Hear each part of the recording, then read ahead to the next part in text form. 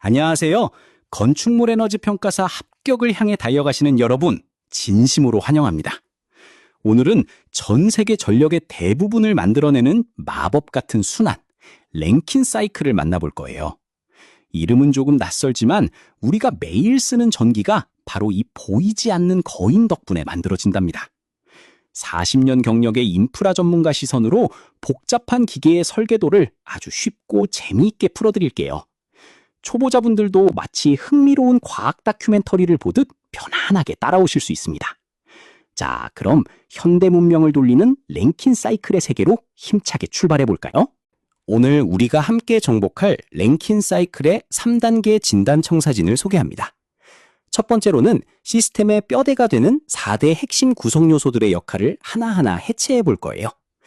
두 번째로는 연력학적 지도인 PV, TS, HS 선도를 통해 에너지가 어떻게 흐르는지 매핑합니다.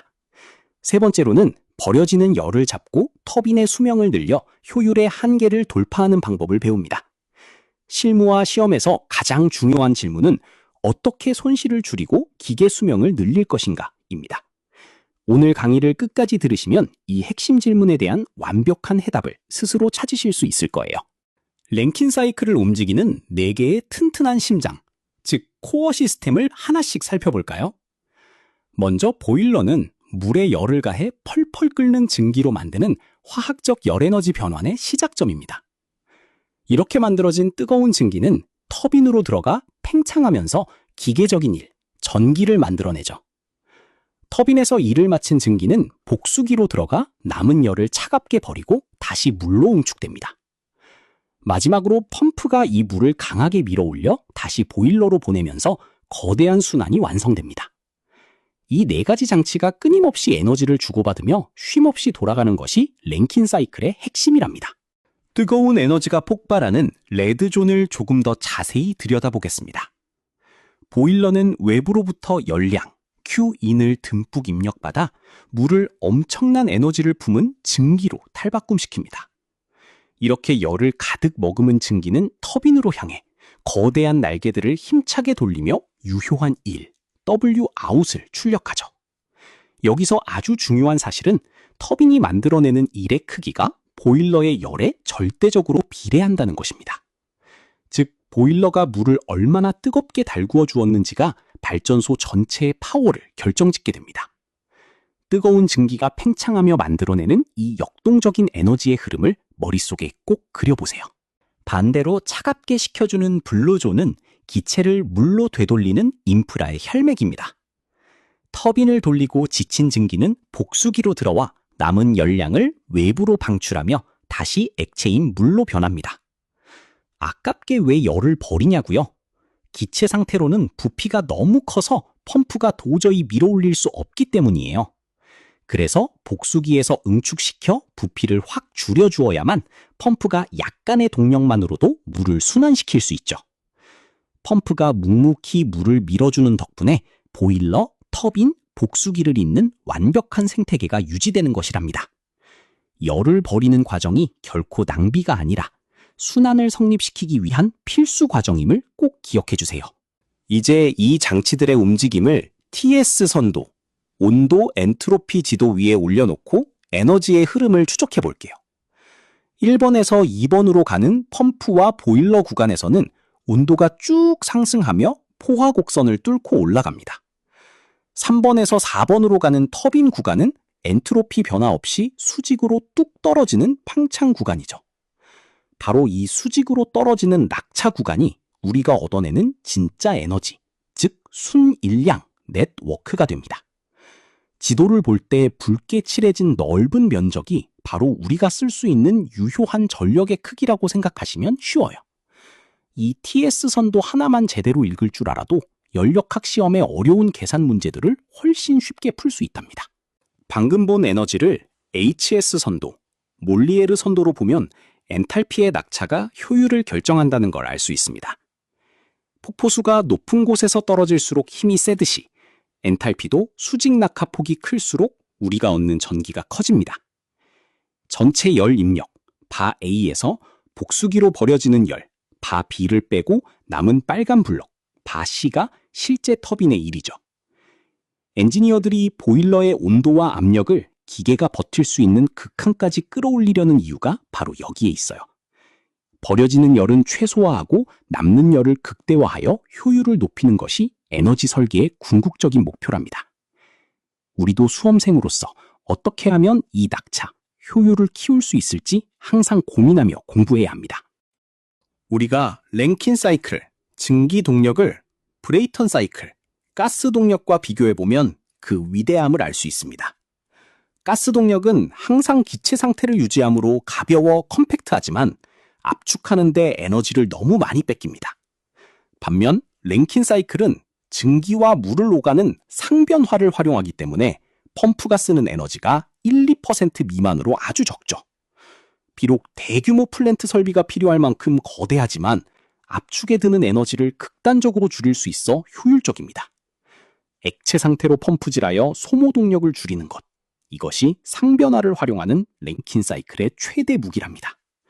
기체와 액체를 넘나드는 물의 마법이 얼마나 위대한지 이 표를 통해 확실히 이해하고 넘어가 주세요. 자, 이제부터는 효율의 한계를 돌파하는 심화 과정. 첫 번째로 터빈의 생명을 연장하는 제열 사이클입니다. 고압 터빈에서 일을 한 증기를 그냥 끝내지 않고 다시 보일러의 제열기로 보내 한 번 더 뜨겁게 가열합니다. 이렇게 다시 데워진 증기를 저압 터빈으로 한 번 더 보내 일을 시키면 전체적인 발전 효율이 쑥 올라가죠.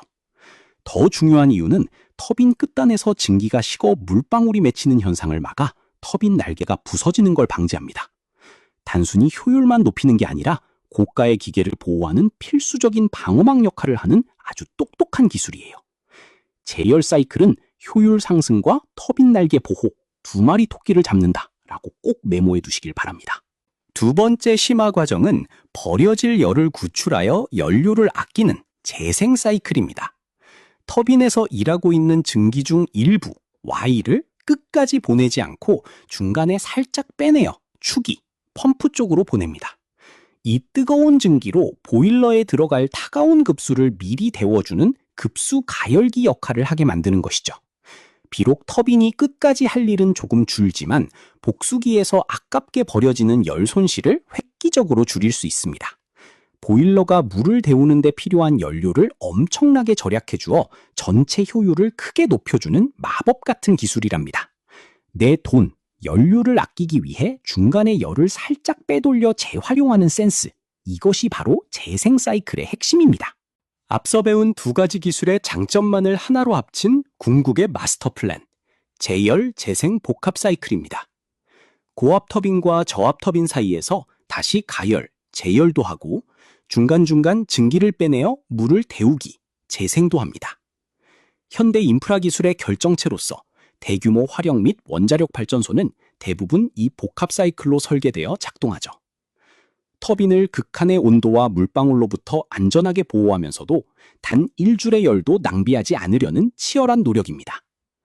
시험에서는 복잡한 도면이 나오더라도 당황하지 마시고 제열기와 재생기가 각각 어디에 붙어 있는지만 찾아보세요. 이 복합 사이클의 뼈대만 잘 이해하셔도 에너지 평가사 실무에서 발전소 시스템을 쉽게 분석하실 수 있습니다. 수험생들이 가장 많이 헷갈리는 과열기와 제열기의 차이를 현장 진단표로 깔끔하게 정리해드리겠습니다. 과열기는 보일러 상단부에서 포화증기를 과열증기로 만들어 초기 온도를 급상승시키고 에너지를 극대화하는 역할입니다. 반면 제열기는 고압 터빈과 저압 터빈 사이에 위치해 압력이 떨어진 증기를 초기 온도 수준으로 재가열하죠. 과열기가 처음 출발할 때의 초기 파워를 높여준다면 제열기는 기계가 끝까지 뛸 수 있도록 체력을 늘려줍니다. 설치 위치와 주된 목적이 완전히 다르기 때문에 객관식 문제에서 두 장치를 바꿔 설명하는 함정에 절대 속지 마세요. 이름은 비슷하지만 맡은 임무는 하늘과 땅 차이라는 점, 이 표 하나만 스마트폰에 캡처해 두시면 든든합니다. 터빈을 망가뜨리는 보이지 않는 암살자, 곤도와 에로전 현상에 대해 알아봅시다. 곤도는 증기 안에 순수한 기체가 얼마나 들어있는지를 나타내는 비율로 터빈 출구에서는 반드시 88에서 90% 이상을 유지해야 해요. 만약 곤도가 떨어져 증기 속에 물방울이 많아지면 음속으로 날아가는 물방울이 강철 터빈 날개를 종이장처럼 부숴버립니다. 이런 무서운 침식 현상을 에로전이라고 부르며 이를 막기 위해 앞서 배운 제열 사이클을 꼭 써야만 하죠. 마찰을 견디는 단단한 금속 날개도 작은 물방울의 폭격 앞에서는 무너질 수밖에 없다는 사실이 참 놀랍지 않나요? 터빈의 생명을 연장하기 위해 왜 수분을 날려버려야 하는지 그 이유를 이해하시면 암기할 내용이 훨씬 줄어듭니다. 이제 실전으로 들어가 엔탈피를 이용한 열 효율 산출 가이드를 4단계로 아주 쉽게 풀어보겠습니다. 1단계는 출구에서 입구 엔탈피를 뺀 보일러 입열량을, 2단계는 팽창 전후의 엔탈피 차이인 터빈 출력을 구합니다. 3단계는 액체를 밀어올리는 펌프일로 비체적과 압력차를 곱해 구하고 마지막 4단계로 이 값들을 효율 공식에 대입하죠. 열 효율은 터빈 출력 빼기 펌프일을 전체 보일러 입열량으로 나누어주면 아주 깔끔하게 정답이 떨어집니다. 현장에서는 펌프일이 터빈 출력에 비해 아주 작아 종종 무시하기도 하지만 정밀 진단 시에는 꼭 확인하는 게 원칙이에요. 공식을 무작정 외우기보다 먹은 에너지 대비 얼마나 일했나라는 상식적인 비율로 이해하시면 절대 잊어버리지 않습니다. 인프라의 세계는 정말 정직합니다. 우리가 아는 만큼 통제할 수 있고 이해하는 만큼 효율을 끌어올릴 수 있죠. 오늘 여러분은 거대한 기계 생명체인 랭킨 사이클의 해부학을 완벽하게 마스터하셨습니다. 열을 얻고 팽창시키고 남은 열을 버리며 순환하는 이 과정을 통해 현장의 맥박을 직접 느껴보시길 바랍니다. 이 탄탄한 기초가 있다면 앞으로 마주할 어떠한 연력학 문제도 자신감 있게 풀어내실 수 있을 거예요.